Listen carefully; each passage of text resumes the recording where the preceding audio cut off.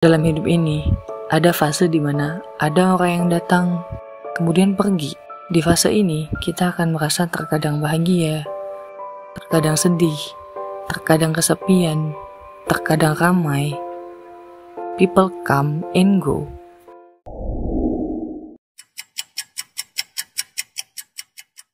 Fase di mana kita akan menemukan berbagai macam orang yang datang dengan berbagai macam tujuan.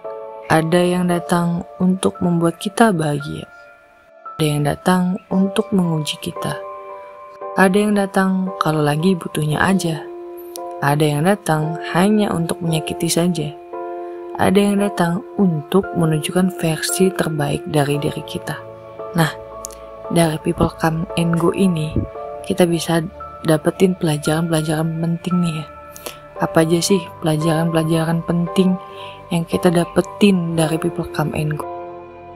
Yang pertama adalah membentuk pribadi yang lebih kuat. Dengan adanya orang yang datang dan pergi, kita bisa menjadi pribadi yang lebih kuat. Historis ketika kita disakiti oleh orang lain, ketika kita dicaci maki oleh orang lain, ketika kita direndahkan oleh orang lain, ketika mimpi yang mau kita bangun diejek orang lain, dan ketika kita ditinggal oleh orang yang kita sayang. Sadar gak sadar nih ya, kita itu bertumbuh untuk menjadi pribadi yang kuat. Kita itu bisa mengambil pelajaran bahwa setiap orang yang datang untuk menyakiti atau ujung-ujungnya ninggalin kita, menempa diri kita untuk menjadi kokoh, sekokoh baja. Baja, semakin banyak dia ditempa, dimasukkan ke dalam api, baja akan semakin kokoh dan hasilnya akan menjadi sebuah seni karya yang sangat indah dan kokoh. Sama halnya kayak kita. Semakin banyak orang yang datang dan pergi, semakin banyak pengalaman dan pelajaran yang kita dapatkan. Dan kita akan semakin kaya akan pengalaman. Pelajaran kedua dari people come and go, yaitu hidup itu gak melulu tentang bahagia. Semakin dewasa kita, akan semakin banyaknya perasaan yang kita rasakan. Perasaan kesepian, perasaan sedih, perasaan takut, dan gak melulu kita akan selalu bahagia. Akan banyak keadaan yang kita alami. Hal ini sama halnya ketika kita merasakan permen nano-nano. Ada rasa asam, asin, dan manis. Rame rasanya. Sama hal dengan kehidupan kita. Akan ada waktu kita merasakan asinnya hidup ini, merasakan asamnya hidup ini, bahkan merasakan pahitnya hidup ini. Berbagai macam rasa yang kita rasakan. Namun rasa inilah yang membuat hidup kita di dunia itu menyenangkan. Coba kalau hidup kita rasanya manis doang, gak kebayangkan sehambar apa hidup ini. Jadi hidup itu gak melulu harus bahagia. Semua kehidupan itu harus kita coba. Karena dengan mencoba semua perasaan itu akan membuat kita menjadi lebih hidup lagi. Nah, yang ketiga, kita tahu mana orang yang baik untuk kita dan yang enggak. Semakin dewasa kita tuh sebenarnya gak butuh banyak temen ataupun orang-orang yang berada di sekitar kita.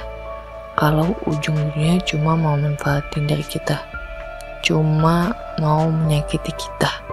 Dan sebenarnya itu juga semakin kita dewasa, semakin kita ya memilih circle, memilih teman yang memang mempunyai timbal balik dan setidaknya memberikan kita sebuah hal positif yang bisa kita dapatkan dari dia.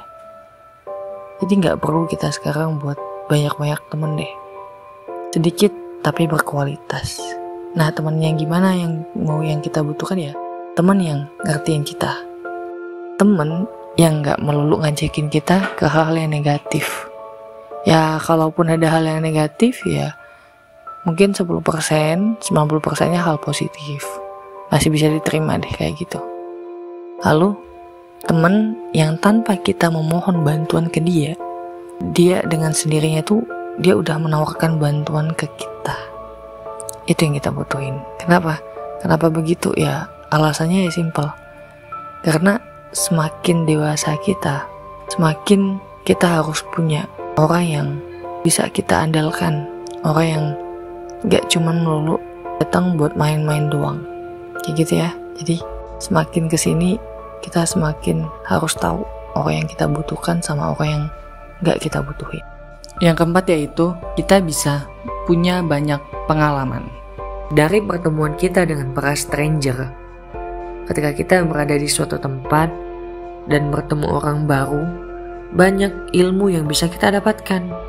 Gak melulu tentang sakit kok. People come and go itu juga punya sisi positifnya kok. Dalam hidup ini, kadang kita perlu untuk bertemu dengan orang, lalu berpisah.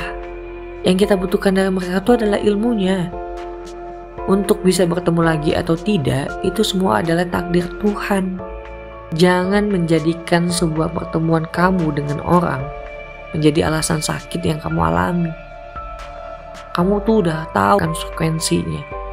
Ada pertemuan, pasti ada perpisahan. Jadi kalau kamu udah tahu konsekuensinya, ya udah kamu terima apapun konsekuensi yang kamu alami. Jangan menyalahkan pertemuan, oke? Sekarang kamu coba perbanyak pertemuan, lalu ambil ilmunya saja. Setelah itu berpisah. Jangan terfokus terhadap pertemuan dan perpisahannya. Kesimpulannya nih ya, people come and go itu punya dua sisi. Sisi negatif dan sisi positif. Kita mau memaknai people come and go itu dari sisi mananya, itu tergantung diri kita. Tergantung cara pandang kita. Jika kamu mengambil dari sisi negatif, gak apa-apa kok, kan itu sudut pandangmu. Jika kamu mau mengambil sisi positif, juga gak apa-apa. Bisa jadi itu jadi pengalaman berhargamu. Semua sudut pandang itu gak salah. Hanya saja kita harus tahu, ada pertemuan, pasti ada perpisahan. Jadi konsekuensinya ditanggung masing-masing ya. Nah, itulah penjelasan tentang people come and go. Semoga membantu ya. Kalau kalian suka dengan video ini, kalian like, comment, share, and subscribe. Ingat, subscribe itu gak butuh uang dan itu gratis. See you next time.